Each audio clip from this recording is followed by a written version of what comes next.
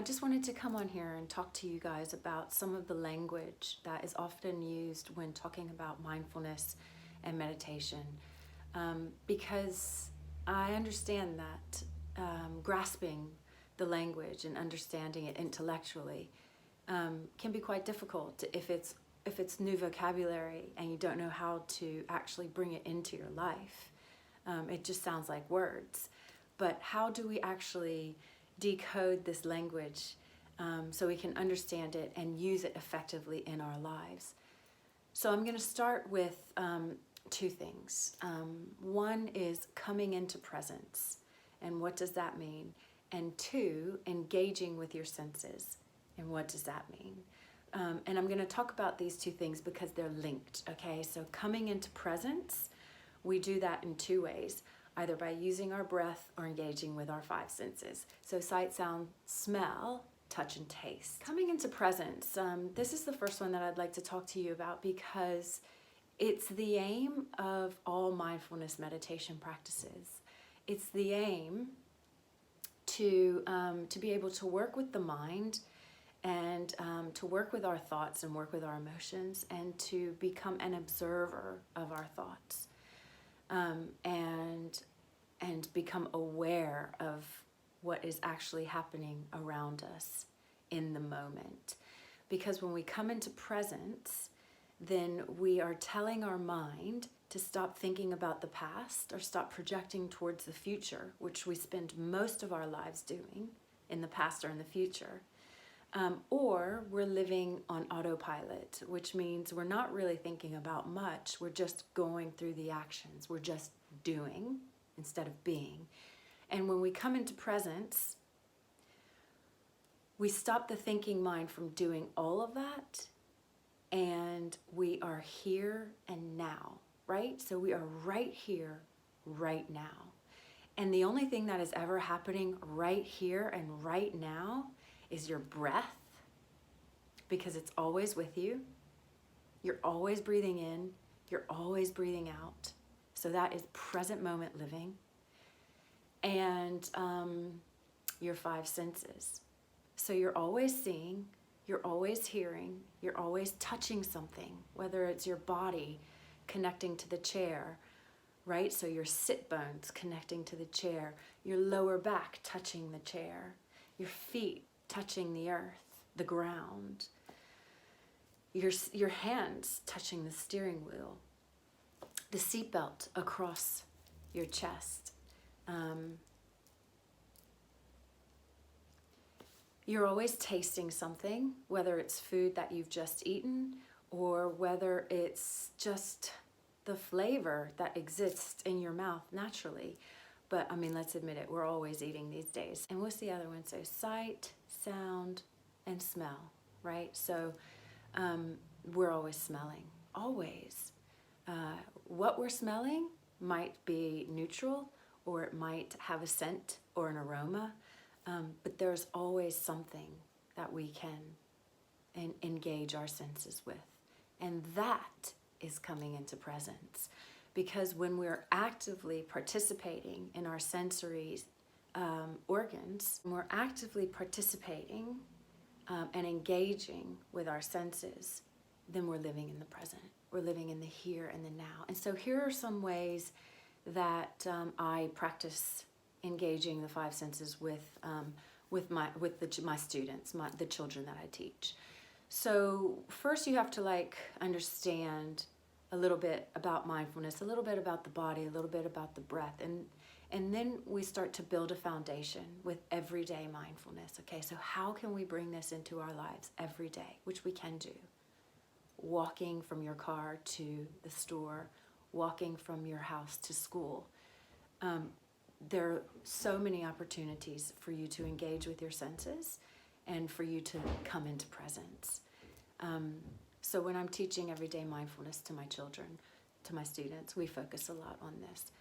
So one thing that I do is I have a singing bowl, and with the singing bowl, I like to engage their sense of hearing by ringing it, or actually just striking it and asking them to, depending on the exercise, either raise their hand or close their eyes when they can no longer hear it. Okay, so we strike the bowl.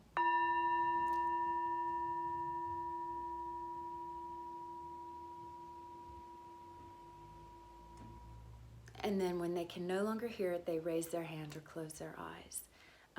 And that is allowing them to focus fully on the sound of the bowl. Other activities we do is maybe open a window, or if I'm doing a private, I sit outside with my client and I have a piece of paper or a whiteboard, and we just write down everything we can hear, and we'll sit out there for 5-10 minutes, and sometimes we repeat sounds, but we're actively aware. We're coming into presence.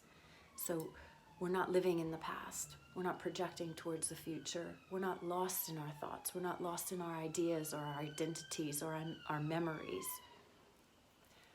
So something else that I like to teach my students to do is, while we're in the lesson, we take a moment to look outside the window and notice the trees.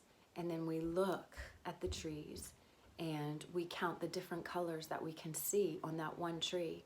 Sometimes it's up to 6 or 7 different colors of green alone that the children can see, right? So we're bringing awareness into the moment. And when you bring awareness into the moment, you're coming into presence.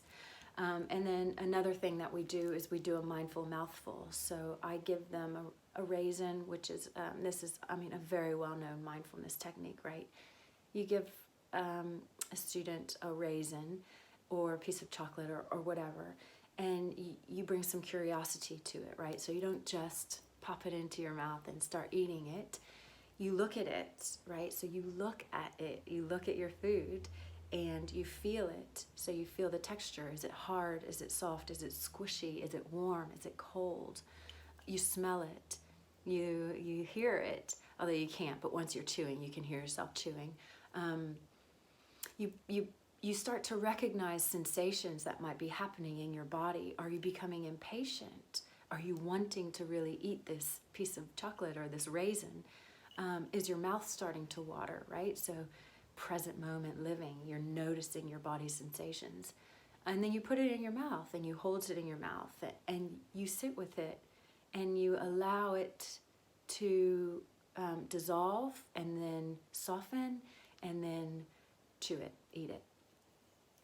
So those are some practices that I do with children, which is really, it's really fun. It's a really fun lesson when I do come to everyday mindfulness, but that's lesson 4. So we work up to that.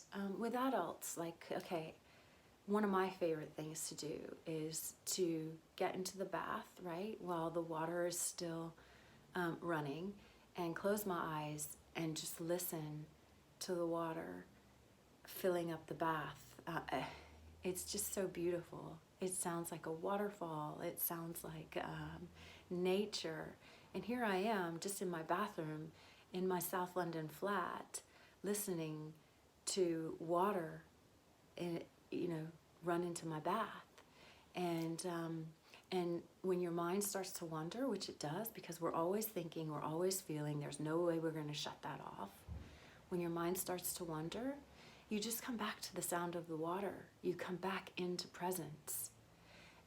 And if your mind does that 62 times in a minute and a half, then at least you've noticed that your mind has wandered and you've asked it to come back to the water. You've asked it to come back to present moment. So when you're walking your children to school, notice the sky, notice the clouds, notice the trees, look at the cars passing you, hear the cars passing you, listen to the children around you, really engage in what is happening now, instead of thinking about dropping them off, running to the station, catching the train, thinking about the meeting that you have, thinking about the emails that you need to reply to, thinking about the forms that you need to fill out, thinking about the school trip that's coming up, thinking about a parent-teacher evening, whatever you might be thinking about. Just take a break from that and come into presence. So that's just a little bit of what some mindfulness language is. I use it quite often. I'm quite familiar with it, but I sometimes think I didn't know what that come into presence by engaging with your senses meant. I didn't know what that meant. It took practice for me to understand that, and so I just thought I would share some of that with you guys. I hope you found it useful, and I hope that you start taking this practice into your daily life. When you find it's just all too much in here, right? Just drop out of the head and into the body, and then come into presence by engaging with the breath or engaging with your five senses, because that's where life happens. Thank you.